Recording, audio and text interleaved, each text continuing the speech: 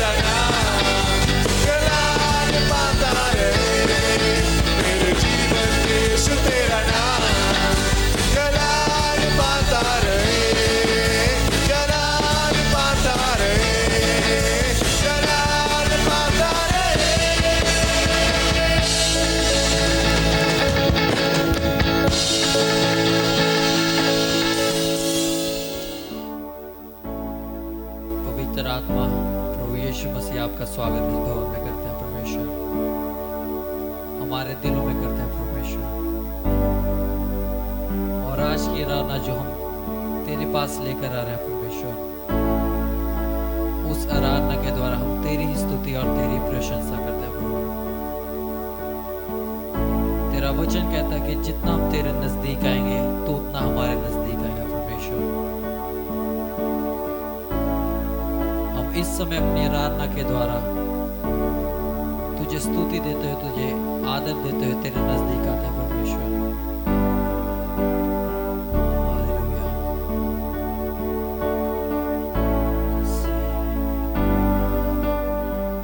यीशु जी, यीशु जी, तुम ही हमारे।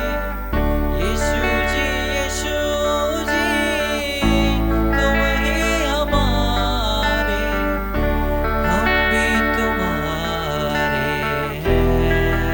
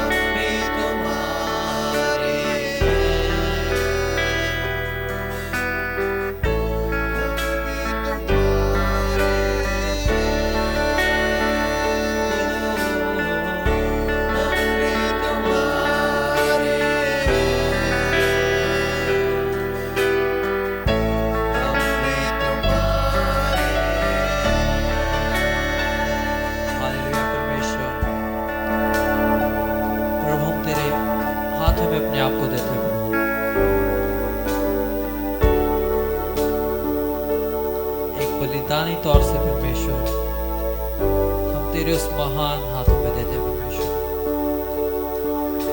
हम मिट्टी हैं परमेश्वर, तू हमारा कुम्हार है प्रभु, तू हमें बनाने वाला है, हमें रचना करने वाला परमेश्वर। हम आज की रात में इच्छा करते हैं परमेश्वर कि हम तुझे और जाने परमेश्वर, और तेरे उस महान चमत्कारों को और अपने जीवनों में महसूस कर सके, उनका अनुभव कर सके प्रभु। अगर कहीं ना कहीं परमेश्वर हमारे बीच में कुछ भी ऐसी बात है जो कि सही नहीं है परमेश्वर,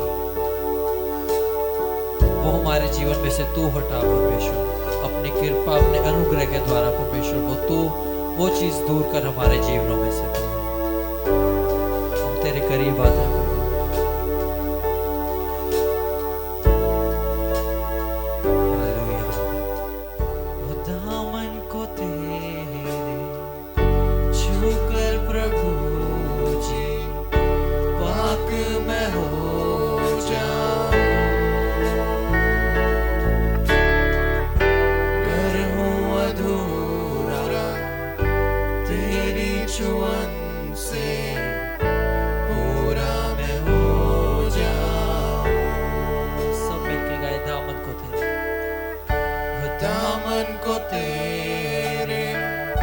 छूकर प्रभु जी पाक मैं हो जाऊं, कर हूँ अधूरा तेरी छुअन से पूरा मैं हो जाऊं। दामन को तेरे दामन को तेरे छूकर प्रभु जी पाक मैं हो जाऊं, कर हूँ अधूरा तेरी छुअन से पूरा मैं हो जाऊं। यीशु जी यीशु जी तुम ही हमारे, यीशु जी यीशु जी तुम ही हमारे, हम भी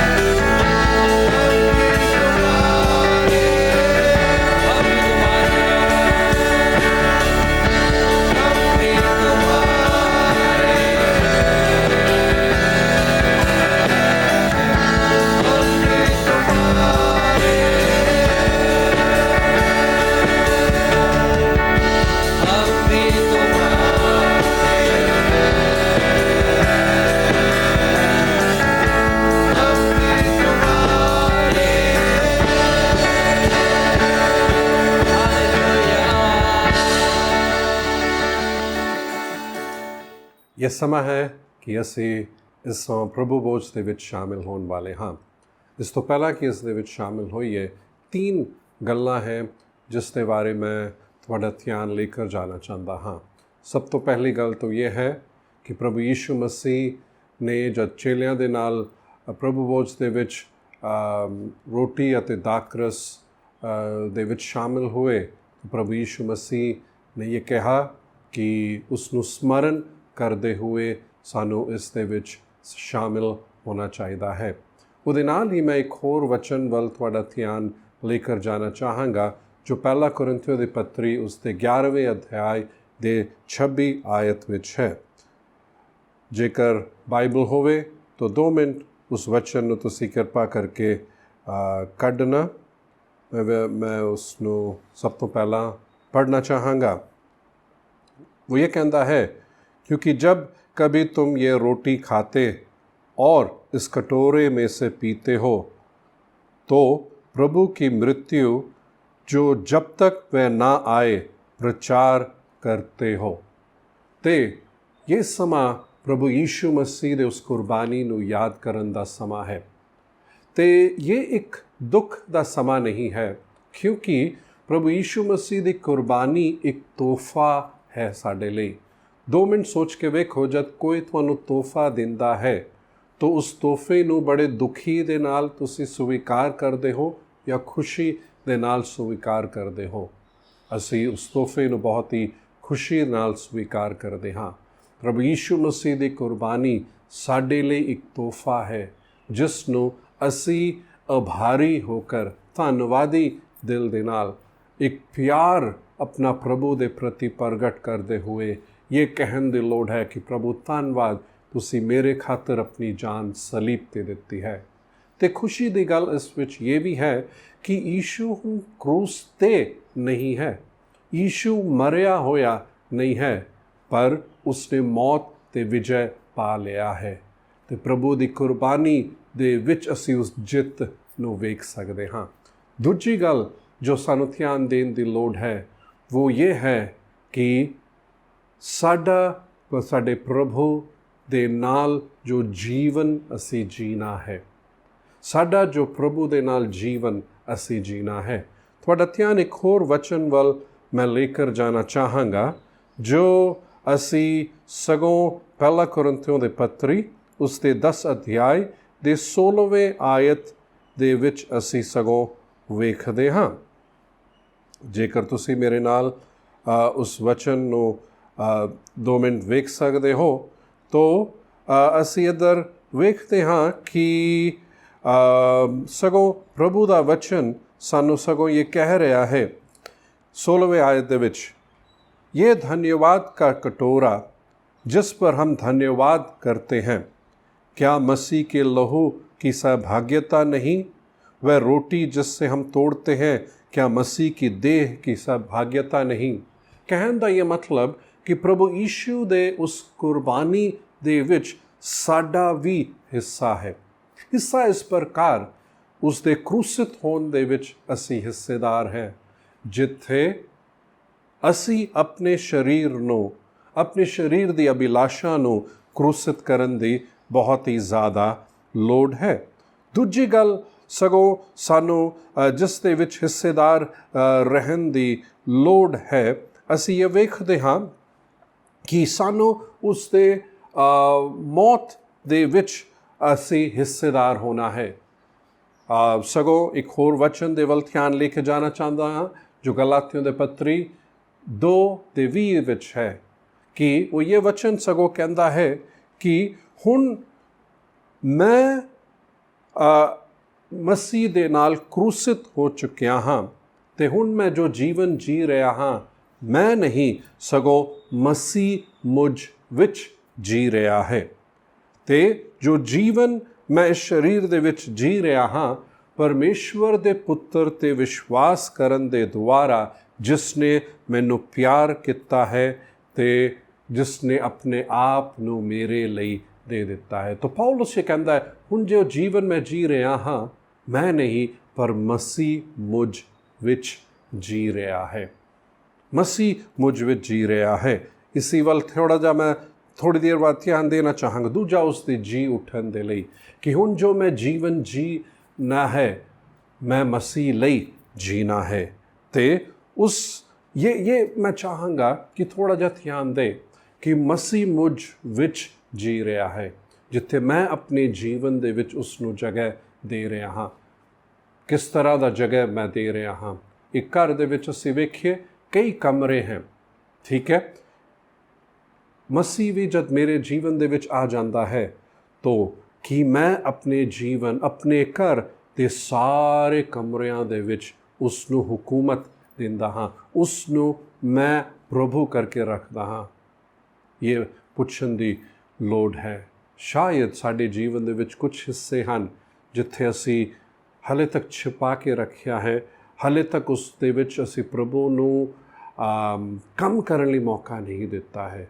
ਥੋੜ੍ਹਾ ਜਿਹਾ ਮੈਂ ਚਾਹਾਂਗਾ ਅਸੀਂ ਇਹ ਮਸੀਹੀ ਜੀਵਨ ਦੇ ਵਿੱਚ ਜਦ ਅਸੀਂ ਪਰਿਪੱਕਵਤਾ ਦੇ ਵਿੱਚ ਵੱਧਦੇ ਹਾਂ, ਤਾਂ ਮੈਂ ਉਹ ਹਿੱਸਿਆਂ ਦੇ ਵੱਲ ਵੀ ਧਿਆਨ ਦਿੰਦਾ ਹਾਂ। ਸ਼ਾਇਦ ਕੁਛ ਹੈ ਜੋ ਆਪਣੇ ਬੋਲਣ ਦੇ ਵਿੱਚ ਅਸੀਂ ਪ੍ਰਭੂ ਨੂੰ ਉਹ ਨਹੀਂ ਦਿੱਤਾ ਹੈ। ਸ਼ਾਇਦ ਝੂਠ ਬੋਲ ਦਿੰਦੇ ਹੈ, ਗਾਲਾਂ ਅਸੀਂ ਕੱਢ ਦਿੰਦੇ, ਜੋ ਅਸੀਂ ਗੌਸਿਪ ਹੈ, ਚੁਗਲੀਆਂ ਅਸੀਂ ਕਰਦੇ ਹਾਂ। ਸ਼ਾਇਦ ਕੁਛ ਦੇ ਜੀਵਨ ਦੇ ਵਿੱਚ ਹੈ ਜਿੱਥੇ ਸੋਚ ਵਿਚਾਰ ਦੇ ਵਿੱਚ ਉਹਨਾਂ ਨੇ ਜੋ ਹੈ ਆਪਣਾ ਪ੍ਰਭੂ ਨੂੰ ਪ੍ਰਭੂ ਕਰਕੇ ਉਸ ਨੂੰ ਪ੍ਰਭੂ ਦੇ ਹੱਥਾਂ ਦੇ ਵਿੱਚ ਨਹੀਂ ਸੌਂਪਿਆ ਹੈ। ਸ਼ਾਇਦ ਕੁਛ ਦੇ ਜੀਵਨ ਦੇ ਵਿੱਚ ਪੈਸੇ ਤਾਂ ਹੈ ਜਿੱਥੇ ਪੈਸੇ ਦੇ ਉੱਤੇ ਜੋ ਹੈ ਮੈਂ ਇਹ ਪ੍ਰਭੂ ਦਾ ਹੈ ਕਰਕੇ ਉਸ ਸੋਚ ਨਹੀਂ, ਪਰ ਇਹ ਮੇਰਾ ਹੈ ਉਸ ਸੋਚ ਦੇ ਨਾਲ ਆਪਣੇ ਮਨ ਮਰਜ਼ੀ ਦੇ ਨਾਲ ਉਸ ਪੈਸੇ ਦਾ ਸਾਰਾ ਕੁਝ ਚਲਾ ਰਹੇ ਹਨ। ਤੇ ਉਸੇ ਤਰੀਕੇ ਨਾਲ ਕਈ ਖੇਤਰ ਸਾਡੇ ਜੀਵਨ ਵਿੱਚ ਹੈ, ਇਸ ਤੋਂ ਇਲਾਵਾ ਕੋਈ ਹੋਰ ਖੇਤਰ ਹੋ ਸਕਦਾ ਹੈ। ਤਾਂ ਇਹ ਸਮਾਂ ਹੈ ਕਿ ਅਸੀਂ ਜੋ ਜੀਵਨ ਅਸੀਂ ਜੀ ਰਹੇ ਹਾਂ, ਇਹ ਅਸੀਂ ਕਹਿ ਸਕੀਏ ਪੌਲੁਸ ਦੀ ਤਰ੍ਹਾਂ ਹੁਣ ਮੈਂ ਨਹੀਂ ਪਰ ਮਸੀਹ ਮੁਝ ਵਿੱਚ ਜੀ ਰਿਹਾ ਹੈ। ਆਖਿਰ 'ਚ ਗੱਲ ਹੈ ਪ੍ਰਭੂ ਦੀ ਆਗਮਨ ਦੇ ਵਿਸ਼ੇ ਬਾਰੇ ਹੈ। ਸਗੋਂ ਮੈਂ ਚਾਹਾਂਗਾ ਕਿ ਅਸੀਂ ਇਸ ਇੱਕ ਵਚਨ ਦੇ ਵੱਲ ਸਗੋਂ ਅਸੀਂ ਧਿਆਨ ਦੇਈਏ ਜੋ ਯਹੀ ਕਹਿੰਦਾ ਹੈ ਕਿ ਪ੍ਰਭੂ ਜੋ ਹੈ ਦੁਬਾਰਾ ਕਦੋਂ ਇਸ ਦੇ ਵਿੱਚ ਸ਼ਾਮਿਲ ਹੋਵੇਗਾ। ਉਹ ਉसी ਸਮਾਂ ਸ਼ਾਮਿਲ ਹੋਵੇਗਾ ਜਦ ਉਸ ਦਾ ਆਗਮਨ ਹੈ। ਉਸ ਆਪਣੇ ਰਾਜ ਦੇ ਵਿੱਚ ਉਹ ਪ੍ਰਭੂ ਬੋਝ ਦੇ ਵਿੱਚ ਸਗੋਂ ਸ਼ਾਮਿਲ ਹੋਵੇਗਾ। ਤਾਂ ਲੋੜ ਹੈ ਅਸੀਂ ਆਪਣੇ ਆਪ ਨੂੰ ਯਾਦ ਦਿਲਾਏ ਕਿਸੇ ਵੀ ਸਮਾਂ ਯਿਸੂ ਆ ਸਕਦਾ ਹੈ, ਸਾਨੂੰ ਤਿਆਰ ਹੋਣਾ ਹੈ। ਮੈਂ ਚਾਹਾਂਗਾ ਪਹਿਲਾ ਹੈ ਅਸੀਂ ਇਸ ਦੇ ਵਿੱਚ ਜਦ ਸ਼ਾਮਿਲ ਹੋ ਰਹੇ ਉਸ ਦੀ ਕੁਰਬਾਨੀ ਜੋ ਖੁਸ਼ੀ ਦੇ ਨਾਲ ਸਵੀਕਾਰ ਕਰੀਏ। ਦੂਜਾ ਆਪਣੇ ਜੀਵਨ ਦੇ ਵਿੱਚ ਕਿਹੜੇ ਹਿੱਸੇ ਹਨ ਜੋ ਅਸੀਂ ਨਹੀਂ ਦਿੱਤਾ ਹੈ ਪ੍ਰਭੂ ਨੂੰ ਪ੍ਰਭੂ ਹੋਣ ਲਈ, ਉਹ ਅਸੀਂ ਵੇਖੀਏ। ਤੀਜਾ ਉਸ ਦਾ ਆਗਮਨ ਜੋ ਕਿਸੇ ਵੀ ਸਮਾਂ ਹੋ ਸਕਦਾ ਹੈ, ਮੈਂ ਉਹ ਜੀਵਨ ਜੀ ਸਕਾਂ ਜਦ ਵੀ ਆਏਗਾ ਮੈਂ ਤਿਆਰ ਰਹਿ ਸਕਾਂ। ਆਪਣੀ ਅੱਖਾਂ ਨੂੰ ਅਸੀਂ ਬੰਦ ਕਰਾਂਗੇ। ਸਵਰਗੀ ਪਿਤਾ, ਅਸੀਂ ਤੁਹਾਨੂੰ ਧੰਨਵਾਦ ਦੇਣਾ ਚਾਹੁੰਦੇ ਹਾਂ ਕਿ ਤੁਸੀਂ ਆਪਣੇ ਹੀ ਇਕਲੌਤੇ ਪੁੱਤਰ ਪ੍ਰਭੂ ਯੀਸ਼ੂ ਮਸੀਹ ਨੂੰ ਸਾਡੇ ਲਈ ਦੇ ਦਿੱਤਾ ਹੈ। ਪ੍ਰਭੂ ਯੀਸ਼ੂ ਧੰਨਵਾਦ ਤੁਹਾਡੀ ਕੁਰਬਾਨੀ ਦੇ ਲਈ।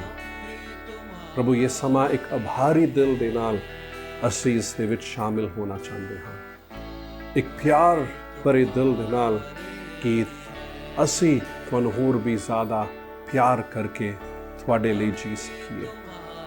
ਪ੍ਰਭੂ ਤੁਸੀਂ ਸਾਨੂੰ ਪਾਪ ਦੀ ਗੁਲਾਮੀ ਤੋਂ ਆਜ਼ਾਦ ਕੀਤਾ, ਸਾਨੂੰ ਸਾਡੇ ਪਾਪਾਂ ਨੂੰ ਮਾਫ ਕੀਤਾ, ਸ਼ੈਤਾਨ ਦੇ ਬੰਧਨ ਤੋਂ ਆਜ਼ਾਦ ਕੀਤਾ ਹੈ, ਆਪਣੇ ਰਾਜ ਦੇ ਵਿੱਚ ਰੱਖਿਆ ਤਾਂ ਕਿ ਅਸੀਂ ਆਪਣੇ ਪਾਪ ਦੇ ਸੁਭਾਵ ਨੂੰ ਕਰੂਸਿਤ ਕਰ ਸਕੀਏ। ਹਰ ਰੋਜ਼ ਪ੍ਰਭੂ ਅਸੀਂ ਤੁਹਾਡੇ ਲਈ ਜੀ ਸਕੀਏ। ਜਿਵੇਂ ਪੌਲੁਸ ਨੇ ਕਿਹਾ, ਮੇਰੇ ਲਈ ਮੈਂ ਤਾਂ ਮੇਰੇ ਜੋ ਜੀਵਨ ਮੈਂ ਜੀ ਰਿਹਾ ਹਾਂ ਮੈਂ ਮਸੀਹ ਲਈ ਜੀ ਰਿਹਾ, ਮਸੀਹ ਹੈ ਜੋ ਮੁਝ ਵਿੱਚ ਜੀ ਰਿਹਾ ਹੈ।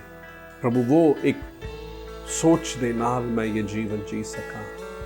ਕਿਰਪਾ ਕਰ ਪ੍ਰਭੂ, ਤੇ ਜਿਹੜੇ ਹਿੱਸੇ ਹੈ ਜਿਨ੍ਹਾਂ ਨੂੰ ਮੈਂ ਹਲੇ ਤੱਕ ਪ੍ਰਭੂ ਤੁਹਾਡੇ ਹੱਥਾਂ ਦੇ ਵਿੱਚ ਸੌਂਪਿਆ ਨਹੀਂ ਹੈ, ਉਸ ਨੂੰ ਮੈਂ ਸੌਂਪ ਸਕਾਂ। 2 ਮਿੰਟ ਅਸੀਂ ਆਪਣੇ ਜੀਵਨ ਨੂੰ ਜਾਂਚ ਕੇ ਦੇਖੀਏ ਕਿਹੜਾ ਹਿੱਸਾ ਹੈ। ਉਹ ਇੱਕ ਕਈ ਹਿੱਸੇ ਹੈ ਤਾਂ ਅੱਜ ਇੱਕ ਹਿੱਸੇ ਨੂੰ ਅਸੀਂ ਸੌਂਪ ਦੇ ਪ੍ਰਭੂ ਦੇ ਹਵਾਲੇ ਵਿੱਚ। ਪ੍ਰਭੂ ਇਹ ਤੁਹਾਡੇ ਹੱਥਾਂ ਦੇ ਵਿੱਚ ਦਿੰਦਾ, ਉਸ ਦੇ ਆਗਮਨ ਨੂੰ ਅਸੀਂ ਯਾਦ ਕਰੀਏ। ਤੁਹਾਡੇ ਸਾਹਮਣੇ ਤੁਸੀਂ ਜਿਨ੍ਹਾਂ ਨੇ ਵੀ ਪ੍ਰਭੂ ਨੂੰ ਆਪਣਾ ਮੁਕਤੀਦਾਤਾ ਕਬੂਲ ਕੀਤਾ ਹੈ ਅਤੇ ਪਾਣੀ ਦਾ ਬਪਤਿਸਮਾ ਲਿਆ ਹੈ, ਤੁਹਾਡਾ ਰਿਸ਼ਤਾ ਪਰਮੇਸ਼ਵਰ ਅਤੇ ਮਨੁੱਖ ਦੇ ਨਾਲ ਜੇਕਰ ਸਹੀ ਹੈ, ਮੈਂ ਚਾਹਾਂਗਾ ਕਿ ਤੁਸੀਂ ਆਪਣੇ ਹੱਥਾਂ ਦੇ ਵਿੱਚ ਉਹ ਰੋਟੀ ਅਤੇ ਉਹ ਦਾਖਰਸ ਜੋ ਤੁਸੀਂ ਤੈਅ ਕੀਤਾ ਹੈ, ਜੋ ਤੁਸੀਂ ਤਿਆਰ ਕੀਤਾ ਹੈ, ਉਸ ਨੂੰ ਤੁਸੀਂ ਆਪਣੇ ਹੱਥਾਂ ਦੇ ਵਿੱਚ ਲੈਣਾ ਕਿ ਅਸੀਂ ਮਿਲ ਕੇ ਪ੍ਰਭੂ ਦੇ ਉਸ ਕੁਰਬਾਨੀ ਨੂੰ ਯਾਦ ਕਰਦੇ ਹੋਏ ਧੰਨਵਾਦੀ ਦਿਲ ਨਾਲ, ਆਭਾਰੀ ਦਿਲ ਨਾਲ, ਪਿਆਰ ਦੇ ਨਾਲ, ਖੁਸ਼ੀ ਦੇ ਨਾਲ ਇਸ ਦੇ ਵਿੱਚ ਸ਼ਾਮਿਲ ਹੋਵਾਂਗੇ। ਸਾਰੇ ਅਸੀਂ ਹੱਥਾਂ ਦੇ ਵਿੱਚ ਲੈਂਦੇ ਹੋਏ ਸ਼ਾਮਿਲ ਹੋਵਾਂਗੇ।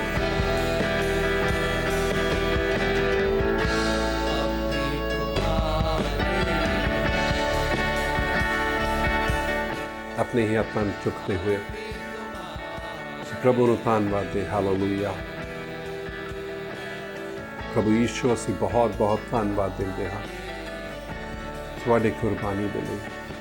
ਪ੍ਰਭੂ ਅਸੀਂ ਯੋਗ ਨਹੀਂ, ਪਰ ਇਹ ਸਿਰਫ ਤੁਹਾਡੀ ਦਇਆ ਹੈ, परमेश्वर ये जीवन जो दिता है ਅਸੀਂ ਤੁਹਾਡੇ ਲਈ ਜੀ ਸਕੀਏ ਤੁਹਾਨੂੰ ਆਪਣੇ ਜੀਵਨ ਦਾ ਪ੍ਰਭੂ ਅਸੀਂ ਹਰ ਇੱਕ ਹਿੱਸੇ ਦੇ ਵਿੱਚ ਤੁਹਾਨੂੰ ਪ੍ਰਭੂਤਾ ਦਿੰਦੇ ਹੋਏ ਜੀ ਸਕੀਏ ਸਾਨੂੰ ਕਿਰਪਾ ਦੇ ਪ੍ਰਭੂ ਧੰਨਵਾਦ ਪ੍ਰਭੂ ਤੁਹਾਡੀ ਆਗਮਨ ਨੂੰ ਅਸੀਂ ਯਾਦ ਰੱਖੇ ਤੇ ਉਸ ਤਰ੍ਹਾਂ ਦਾ ਇੱਕ ਜੀਵਨ ਜੀ ਸਕੀਏ ਜੋ ਤੁਸੀਂ ਚਾਹੁੰਦੇ ਹੋ ਕਿ ਅਸੀਂ ਇਸ ਧਰਤੀ ਤੇ ਜੀਏ ਸਾਰੀ ਮਹਿਮਾ ਆਦਰ ਤੁਹਾਨੂੰ ਦਿੰਦੇ ਹੋਏ यीशु के नाम पे प्रार्थना करते आमेन आमेन। सभी को जय मसीह की जो ऑनलाइन इस कलीसिया में हमारे साथ जुड़े हैं। ये समय है कि हम परमेश्वर के भवन में बीजें। कुछ समय पहले मेरे फ़ोन में कुछ ज़्यादा ही इश्यूज़ आ रही थी और उसी विषय में मैं आपके साथ एक छोटी सी गवाही पहले बांटना चाहूँगा। और ये कुछ महीनों पहले की बात है जब मेरे फ़ोन में काफ़ी ज़्यादा इश्यूज़ आ रही थी और उस टाइम पापा से बातचीत हो रही थी कि किस तरीके से नया फ़ोन लिया जाएगा। और जो फ़ोन मैं लेना चाहता था उसके लिए पापा ने बोला कि लोन लेना पड़ेगा। और वो चीज़ जब मैंने सुना मेरे मन में यही था, अरे यार एक छोटे से फ़ोन के लिए लोन लेना पड़ेगा, चलो रहने देते हैं, छोड़ देते हैं बात के, अच्छा फ़ोन लेना ही नहीं है। कुछ समय बाद जैसे जैसे टाइम बीतता गया वो फ़ोन और ज़्यादा ख़राब होने लग गया और मुझे कुछ समय बाद ये भी पता चला कि एक नया फ़ोन आने वाला जो थोड़ा ज़्यादा सस्ता होगा पर उसके लिए भी हमें लोन लेना पड़ता। और उस बात से मैं बिल्कुल भी खुश नहीं था, मुझे बिल्कुल उस बात के लिए शांति नहीं थी और इसलिए मैंने उसके लिए भी मना कर दिया। पर कुछ समय बाद परमेश्वर ने एक चमत्कार किया। पर इस समय में जब मुझे पता था मेरा फ़ोन शायद नहीं आएगा, मैं अपने तरफ से जो भी मुझे थोड़ा सा मिलता था महीने दर महीने, जो लॉकडाउन के टाइम पे मैं थोड़ा थोड़ा देता रहता था, वो जो मैं अपना दशवांश पूरा देता था और मिशन और विजन वो सब मैं पूरा कर लेता था उसी के अंदर। और परमेश्वर ने एक चमत्कार किया। आगे आने वाले समय में परमेश्वर ने उस पैसे का इंतज़ाम किया जो मुझे वो फ़ोन लेने की ज़रूरत थी और अभी कुछ आने वाले दिनों में मैं फ़ोन वो लेने भी वाला हूँ। तो क्यों ना हम सब मिलके अपने दशवांश मिशन विजन को हाथों में लेते हुए प्रार्थना करें। प्रभु आज के दिन का धन्यवाद प्रभु कि तूने हम सबको संभाल के रखा है प्रभु और ये मौका दिया कि हम इस ऑनलाइन आराधना में शामिल हो सकें प्रभु। प्रभु इस समय मैं वो मिशन विजन दशवांश जो हम सब एक मन होते हुए ला रहे हैं उसे तेरे पवित्र हाथों में सौंप दें प्रभु। प्रभु उसे आशीषित करना प्रभु और आने वाले समय में हम और ऐसे चमत्कारों के बारे में सुनेंगे जो तूने किए प्रभु, क्योंकि वो लोग और हम लोग सब वफादार थे तेरे लिए प्रभु और तेरे भवन में बीचते रहे प्रभु। जैसे चमत्कार तूने मेरे जीवन में किया प्रभु, मैं विश्वास करता हूँ आगे आने वाले समय में उन सारे परिवारों के जीवन में करेगा जो हमें यहाँ पे सब मिल के देख रहे हैं प्रभु। और इस छोटी सी प्रार्थना को यीशु के नाम से मांगता हूँ, आमेन। तो ये सूचनाओं का समय है, प्लीज़ ध्यान से सुनना। चिल्ड्रंस चर्च हर संडे हुआ करेगा। आपको अगर उसके बारे में और डिटेल्स जाननी है आप इलाकों के हिसाब से उन टीचर्स को कांटेक्ट कर सकते हैं और जूम के द्वारा सारे जो बच्चे हैं वो इकट्ठा हो सकते हैं। और माँ बाप प्लीज़ अपने बच्चों को इनकरेज करें। ये समय है हम सब किसी न अलग अलग तरीके से परमेश्वर के और करीब जा सकते हैं और आपके बच्चे इस तरीके से परमेश्वर के करीब जा सकते हैं। तो प्लीज़ अपने बच्चों को इनकरेज करें, उनके लिए समय निकालें कि वो इस चिल्ड्रंस चर्च में ऑनलाइन ज़रूर शामिल हो सकें। नौजवानों का केयर सेल हर फ्राइडे हुआ करता है, शाम को 6 बजे होता है। तो अगर आपको और डिटेल्स उसके बारे में जाननी है आप मुझे कांटेक्ट कर सकते हैं, मैं आपको उसके बारे में और डिटेल्स दे सकता हूं। और साथ ही जो कलीसिया होगी वो इस समय ऑनलाइन ही चलेगी, जब ऑफलाइन जाएगी आपको पता दे दिया जाएगा उसके बारे में। और साथ ही अगर उसके ग्रुप में आप शामिल नहीं हो प्लीज़ उसमें शामिल होना, क्योंकि हम हफ्ते के बीच में सारी कलीसिया मिलते हुए जूम के द्वारा एक साथ मिलते भी हैं कुछ हफ्ते। और अगर आप उसके बारे में और जानना चाहते हैं और इन्फॉर्म्ड रहना चाहते हैं कि आप मिल सकें, प्लीज़ आप उस ग्रुप में ज़रूर शामिल होना। और अगर आपने जूम ऐप डाउनलोड नहीं किया है आपसे विनती है कि आप वो भी डाउनलोड कर लो कि हम एक साथ इसी तरीके से ऑनलाइन मिल सकें। सभी को जय मसीह की। जय मसीह की। आप लोगों के सामने कुछ दिनों के बाद मैं आ रही हूँ। मुझे बहुत खुशी है कि मैं इस तरीके से आपके सामने आ पाई। पिछले कुछ हफ्ते मेरे लिए काफ़ी कठिन थे क्योंकि मैंने अपने परिवार का एक सदस्य खो दिया था, पर मैं खुश हूँ और मैं बहुत खुश हूँ कि इस वक्त मैं आपके सामने आ सकती हूँ। परमेश्वर बहुत भला रहा है मेरे जीवन में और परमेश्वर भला है, आमेन। पर कई बार हम अपने जीवन में इस बात को नहीं कह पाते हैं कि परमेश्वर भला है। और इन कुछ महीनों के दौरान मैंने 2 व्यक्तियों से, जिन्होंने मेरे जीवन को बहुत प्रभावित किया है प्रार्थना के विषय से, मैं थोड़ा उनके बारे में आपसे बांटना चाहूँगी। आपने प्रार्थना के विषय में बहुत सारी बातें सुनी होंगी।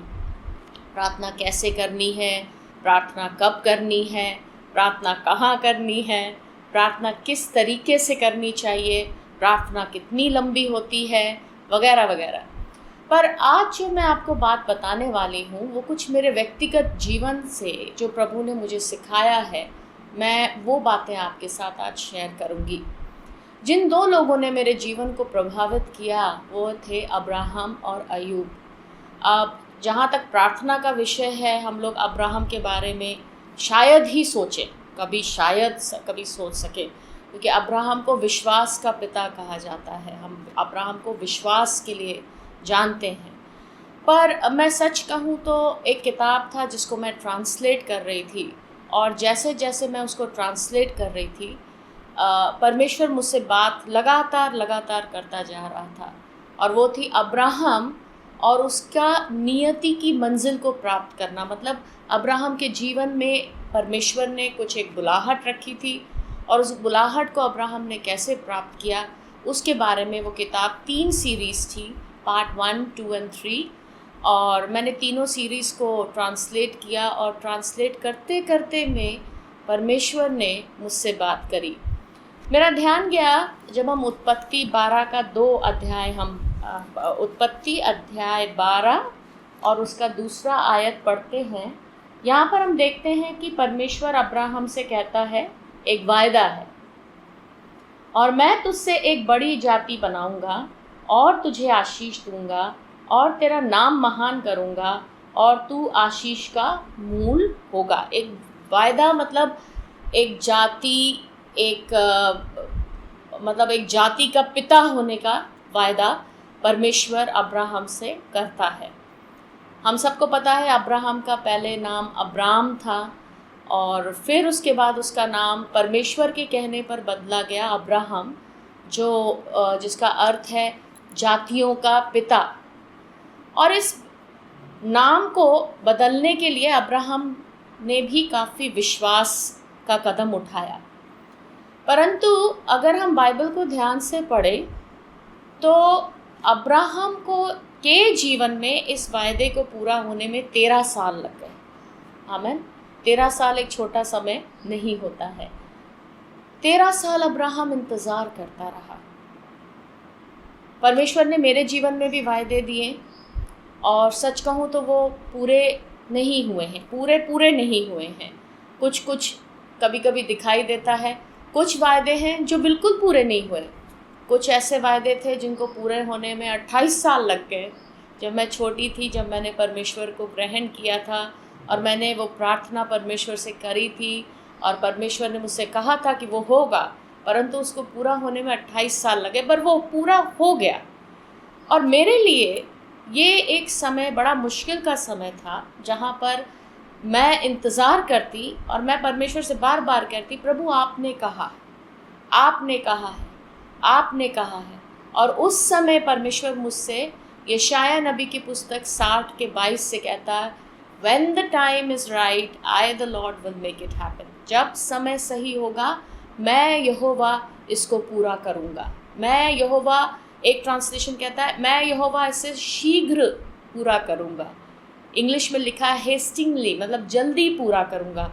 पर वो जल्दी आ ही नहीं रहा है। हम में से कई लोग ऐसे हैं जो अपने जीवन में कई सालों से कुछ प्रार्थनाएं कर रहे होंगे, अपने परिवारजनों के बचने की प्रार्थना, या आपके खुद के जीवन की कुछ प्रार्थना होंगी। शायद मानसिक ज़रूरत होगी, भावनात्मक ज़रूरत होगी, शारीरिक ज़रूरत होगी, आपके परिवार वालों की ज़रूरत होगी, या कोई ऐसी ज़रूरत जो पैसे के विषय से लेकर है, और आपको परमेश्वर ने वायदा किया है और वो वायदा पूरा अभी तक आपके जीवन में नहीं हुआ है।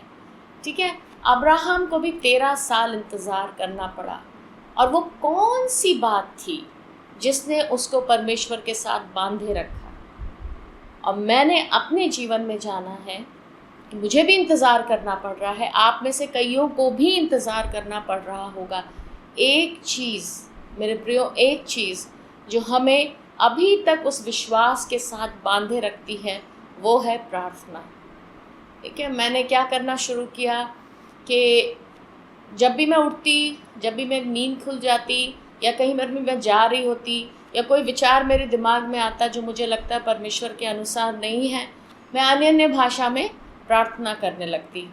एक दिन का बात है, पास्टर सैम प्रचार कर रहे थे और मैं उस दिन काफ़ी परेशान थी। मैं उनके प्रचार को सुन रही थी और उन्होंने अय्यूब के पुस्तक से एक बहुत ही सुंदर वचन निकाला और मुझे लगा कि परमेश्वर मुझसे बात कर रहा है। उसमें ये लिखा है, यदि तू अपना मन शुद्ध करे और ईश्वर की ओर अपने हाथ फैलाए और जो कोई अनर्थ काम तुझसे होता हो उसे दूर करे और अपने डेरों में कोई कुटिलता न रहने दे, तब तो तू निश्चय अपना मुंह निष्कलंक दिखा सकेगा और तू स्थिर होकर भी कभी ना डरेगा। तब तू अपना दुख भूल जाएगा, तू उसे उस पानी के समान स्मरण करेगा जो बह गया हो, और तेरा जीवन दोपहर से भी अधिक प्रकाशमान होगा, और चाहे अंधेरा भी हो तो भी वो भोर सा हो जाएगा। तुझे आशा होगी, इस कारण तू निर्भय रहेगा और अपने चारों ओर देख देख के तू निर्भय विश्राम कर सकेगा। जब तू लेटेगा तब कोई तुझे डराएगा नहीं और बहुतेरे तुझे प्रसन्न करने का यत्न करेंगे। मैंने ये वचन अय्यूब 11 उसका 13 से लेकर 19 तक पढ़ा है। क्यों परमेश्वर ने मुझसे इस वचन के द्वारा बात किया? जब हमारा लंबा समय होता है, जब हम प्रार्थना करते हैं, परमेश्वर वायदा देता है और उसके बाद हम देखते हैं वायदा अभी पूरा नहीं हो रहा है। बीच बीच में परमेश्वर हमसे बात करता जाता है, जैसे मेरे साथ कर रहा था, पर वो समय लंबा चला जा रहा है। वो समय होता है जब हमारे भटकने के चांसेस ज़्यादा रहते हैं, हमारा मन इधर उधर भटकने लगता है। आम तौर पर मैंने जो देखा है और मैंने जो किया है, मैं उसका अनुभव आपके साथ बांट सकती हूँ। कई बार क्या होता है, हमारा ध्यान यूट्यूब की ओर ज़्यादा चला जाता है, कई बार हमारा ध्यान टीवी की ओर ज़्यादा चला जाता है। औरतों के अंदर एक प्रवृत्ति होती है कि हम आपस में बैठ के गॉसिप करें, इसकी बात उधर, उसकी बात उधर, वहाँ चला जाता है। और कई बार हमारा ध्यान भटक जाता है, पूरी प्रकार से भटक जाता है। हमारा मन सोचने लगता है, हम परमेश्वर पर डाउट करने लगते हैं, शक करने लगते हैं कि परमेश्वर वाकई आपने वो वायदा मेरे साथ किया था। पर ये वो समय है जहाँ पर परमेश्वर बहुत ही साफ साफ यहाँ पर कहता है कि यदि तू अपना मन शुद्ध करे और ईश्वर की ओर अपने हाथ फैलाए, है ना, तब तू निश्चय अपना मुंह निष्कलंक देखेगा। एक्चुअली वो जो टाइम होता है, लंबा टाइम, जब हमको वायदा मिलता है और हम वायदा पूरा नहीं हो रहा हमारे जीवन में, उस समय हमारे मन में डर आ जाता है, हमारे मन में शक आ जाता है, हमारे मन में घबराहट आ जाता है, हमारा मन ओवर थिंक करने लगता है। और एंग्जाइटी यानी उतावलापन, एंग्जाइटी एक्चुअली होता है अनदेखी चीज़ का डर। कहीं ऐसा तो नहीं हो जाएगा, कहीं वैसा तो नहीं हो जाएगा, कहीं ऐसा होगा फिर कैसा होएगा, वो सब हमारे जीवन में घर करने लगते हैं। पर यहाँ पर साफ लिखे, तब तू 16वां आयत अय्यूब 11 का 16, तब तू अपना दुख भूल जाएगा, तू उसे उस पानी के समान स्मरण करेगा जो बह गया हो। आप अपने दुख को याद भी नहीं करेंगे अगर आप हाथ फैलाकर परमेश्वर के सामने उस कठिन समय में, जहाँ पर आपकी प्रार्थनाओं का, वायदों का उत्तर नहीं मिल रहा है, ईमानदारी के साथ परमेश्वर के सामने आप हाथ फैला के प्रार्थना में लगे रहेंगे। अन्य भाषा में जब भी आपको समय मिलता है, अपने मन को स्वच्छ साफ रखते हुए, जैसा परमेश्वर का वचन कहता है, यदि आप लगे रहेंगे, आप अपने दुख को भूल जाएंगे। यदि आपके मन में डर बस गया है, तुझे आशा होगी, इस कारण तू निर्भय रहेगा और अपने चारों ओर देख देख के तू निर्भय विश्राम कर सकेगा। कई बार एंग्जाइटी में नींद नहीं आती है, हम कहते हैं पता नहीं मैं आज सो भी पाऊंगा कि नहीं। कई लोग एंटी एंग्जाइटी टैबलेट्स लेते हैं, और यहाँ पर लिखा हुआ है जब तू लेटेगा तब कोई तुझे डराएगा नहीं, कोई डर नहीं होगा कि मुझे नींद आएगी कि नहीं आएगी, कि मुझे टैबलेट्स लेने पड़ेंगे, और बहुतेरे तुझे प्रसन्न करने का यत्न करेंगे। 17वां आयत में कहता है और चाहे अंधेरा भी हो तो भी वो भोर सा हो जाएगा। आमीन। परमेश्वर वाकई में भला है। तो यदि आप एक ऐसे दौर से गुजर रहे हैं जहाँ आपके जीवन में, आत्मिक जीवन में आपको लगता है कि सूखा पड़ा हुआ है, यदि आपको लगता है कि परमेश्वर मुझे सुन नहीं रहा है, यदि आपको लगता है कि परमेश्वर मेरी प्रार्थनाओं को उत्तर नहीं दे रहा है, यदि आपको लगता है कि एक एक करके ऐसी ऐसी बातें मेरे जीवन में आती जा रही हैं जहाँ पर एक प्रश्न आपके जीवन में उठता, पता नहीं मेरा क्या होगा, ये सारी चीज़ें जो अय्यूब उसका 11 अध्याय 13 से 19 आयत में लिखा हुआ है, इन सब पर हम गौर करें और अपने प्रार्थना के जीवन को मजबूत बनाएं। दूसरा व्यक्ति अय्यूब था। ठीक है, अय्यूब के जीवन में अगर हम देखें तो अय्यूब धर्मी मनुष्य था। जैसे अब्राहम विश्वास के लिए माना जाता है, अय्यूब धर्मी मनुष्य था। ठीक है, पर उसके जीवन में कठिनाइयाँ आई और अय्यूब ये कह सकता था, हम अगर कह सकते थे अब्राहम ने तो गलती की, अपनी पत्नी को उसने राजा के सामने, फिरौन राजा के सामने बहन करके बता दिया, उसने झूठ बोला, और जहाँ परमेश्वर ने उससे कहा था कि तू अपने पूरे ख़ानदान को छोड़कर उस राह पर चल जो मैं तुझे दिखाने वाला हूँ, वो अपने पिता को भी और भतीजे को भी लेकर गया। उसने बहुत सारी गलतियाँ की थी, वो मार्ग भी भटक गया था। और हम अब्राहम के बारे में ऐसा कह सकते हैं, हाजिरा को लेकर उसने अपने लिए एक पुत्र उत्पन्न किया। पर यहाँ पर अगर हम अय्यूब को देखें तो वो सारी बातें उसके जीवन में नहीं मिलती हैं। हम ये कह सकते हैं कि अय्यूब तो एक धर्मी पुरुष था, परंतु फिर भी उसके जीवन में क्यों परीक्षा आई। मैं पढ़ना चाहूँगी अय्यूब उसका 3 अध्याय और 24, 25 और 26 आयत। मुझे रोटी खाने के बदले लंबी लंबी सांसें आती हैं और मेरा विलाप धारा के समान बहता रहता है, क्योंकि जिस डरावनी बात से मैं डरता हूँ वही मुझ पर आ पड़ी है, और जिस बात से मैं भय खाता हूँ वही मुझ पर आ जाती है। मुझे ना तो चैन, ना शांति, ना विश्राम मिलता है, परंतु दुख ही दुख आता है। अय्यूब के जीवन को यदि हम देखें, उसके पास बच्चे थे, पैसे थे, उसके उस समय तो बैंक वगैरह नहीं होता था, पर सोना, चांदी और मवेशी, जितने जानवर होते थे, उससे ये जाना जाता था कि इंसान कितना अमीर है। एक तरीके से अगर हम देखें तो अय्यूब काफ़ी अमीर व्यक्ति था और उसके बच्चे भी वेल सेटल्ड थे, परंतु वो व्यक्ति ये कहता है, मुझे ना तो चैन, ना शांति, ना विश्राम मिलता है, परंतु दुख ही दुख आता है। कहने का मतलब था कहीं ना कहीं उसका ध्यान शक में हो गया होगा, या उसका ध्यान पता नहीं एंग्जाइटी में बदल गया होगा कि पता नहीं मेरे जीवन में ये पूरा होगा नहीं होगा। डर, जो मेरे पास जानवर हैं कहीं वो ख़राब ना हो जाए, कहीं वो मर ना जाए, कहीं मेरे बच्चों को कुछ ना हो जाए, कहीं मुझे कुछ ना हो जाए, वो सारी बातें उसके जीवन में ज़रूर आई होंगी।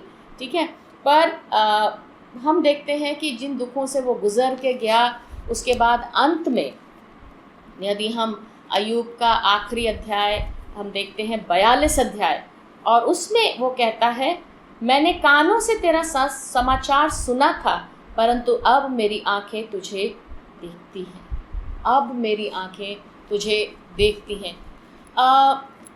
मैं एक ऐसे उससे मतलब जा रही हूँ जहाँ मेरा प्रार्थना का जीवन परमेश्वर मजबूत कर रहा है, मुझे सिखा रहा है परमेश्वर कि अगर कुछ चीज़ें मुझे अपने आँखों से दिख भी नहीं रही हैं, अगर कुछ चीज़ें हैं जिनके नतीजे मैं अपनी खुली आँखों से नहीं देख पा रही हूँ, फिर भी मुझे परमेश्वर के ऊपर विश्वास रखना है, फिर भी मुझे ऐसे प्रार्थना करनी है, क्योंकि उसके वायदे, अनगिनत वायदे जो परमेश्वर ने बाइबल में दिए हुए हैं, मतलब आप प्रार्थना करेंगे परमेश्वर वायदे देगा, शायद उसी समय वो पूरे ना हो, परंतु जैसा कि परमेश्वर ने कहा कि when the time is right, I the Lord will make it happen।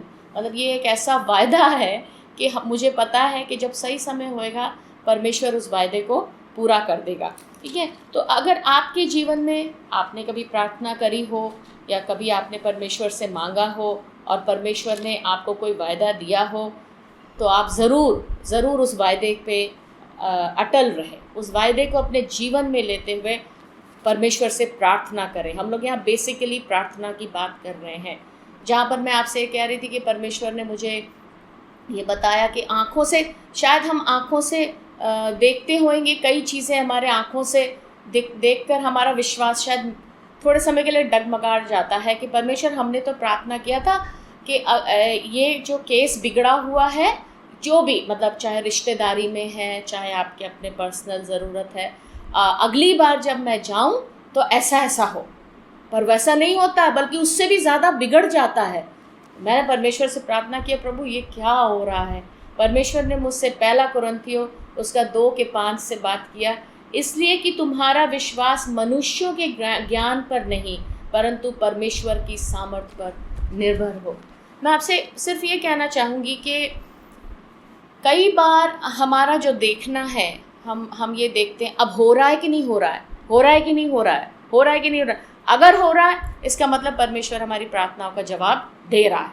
अगर वो नहीं होता है तो हम उसी वक्त प्रार्थना पर से विश्वास उठा देते हैं। हमारा प्रार्थना एक टूटे हुए रिकॉर्ड के समान हो जाता है, जहाँ परमेश्वर से क्योंकि करना है, ठीक है ना, हम क्या प्रार्थना करना है, परमेश्वर धन्यवाद देते हैं ना। पर मैं आपको विनती करूँगी कि आपकी प्रार्थनाएं ऐसी होए, मेरी प्रार्थना ऐसी होए, जहाँ हम ये जानकर कि पवित्र आत्मा हमारे सामने बैठे हुए हैं, और जैसे मैं आपसे बात कर रही हूँ, मैं अपने जीवन में, मेरी यही प्रार्थना है कि मैं अपने जीवन में ऐसे बात करूँ कि पवित्र आत्मा सामने बैठे हुए। और मेरी प्रार्थना ये है, हम सभी जो प्रभु को जानते हैं, हमारी प्रार्थना ऐसी हो कि हमारे सामने परमेश्वर बैठे हुए हैं और हम उनसे प्रार्थना कर रहे हैं, हम उनसे विनती कर रहे हैं, हम उनसे बात कर रहे हैं। अगर रोना आता है, हम रो कर उनको बता रहे हैं कि परमेश्वर मैं ठीक नहीं हूँ, मेरे मन में विचार आ रहे हैं। कुछ दिन पहले की बात है कि सैम और मैं, हम लोग कहीं जा रहे थे और एक भाई ने फ़ोन किया, और कार में फ़ोन किया। उन्होंने बताया, वो बहुत अच्छे भाई हैं, उनका परिवार है, 2 बच्चे हैं, पत्नी है। उन्होंने कहा कि वो और उनकी बहन दोनों अपने मतलब पिता से 2 ही संतान हैं, वो और उनकी बहन, और उनका काफ़ी जायदाद, पिता का काफ़ी जायदाद, और उनकी बहन ने बिना बताए पिता जिंदा है, पिता की सारी जायदाद अपने नाम करा ली। और वो इतने परेशान थे, जहाँ उन्होंने अपनी बहन पे भरोसा किया, वो यहाँ के नहीं हैं, कहीं बाहर के हैं, उन्होंने बहन पे भरोसा किया कि ये मेरी एक ही एक बहन है, और उन्होंने सोचा भी नहीं होगा कि इस तरीके से मेरी बहन धोखा देगी मुझे। उन्होंने सारे कागजात अपने नाम करा लिए। जाहिर सी बात है, धोखे से ही कराया होएगा। तो मेरे प्रियो, एक अनसर्टेनिटी, चाहे आप मानसिक, चाहे आप इमोशनल यानी भावनात्मक, चाहे आप फिज़िकल शारीरिक, चाहे आप रिश्तेदारी, चाहे ऑफिस में हैं, चाहे कहीं पर भी हैं, बड़ी अनसर्टेनिटी के एक टाइम में हम रह रहे हैं। वो पहली बात है। और दूसरी बात ये है कि हम लोग उस समय प्रार्थना करते हैं, प्रभु वायदा करता है, फिर हम देखते हैं कि वो वायदा पूरा नहीं हो रहा है, या थोड़ा सा हो रहा है, या उसमें पूरा होने में टाइम लग रहा है। वो समय है कि हम अपनी प्रार्थनाओं को ना छोड़ें। जैसे भी हैं, हम परमेश्वर के साथ जुड़े रहें, उसके साथ हम बात करते रहें। ऐसे बात करें कि हम देख रहे हैं कि वो पूरा हो रहा है। आमीन। आपकी जो भी प्रार्थनाएं हैं, आप उसको देखना शुरू करें अपने विश्वास की आंखों से कि वो पूरा हो रहा है। हालांकि अभी आपके सामने वो पूरा नहीं हो रहा है, पर आप विश्वास की आंखों से देखना शुरू करें, ऐसा मानो कि वो पूरा हो रहा है। और परमेश्वर ज़रूर आपके और मेरे जीवन में अपने वायदों को पूरा करेगा। आइए हम प्रार्थना करें।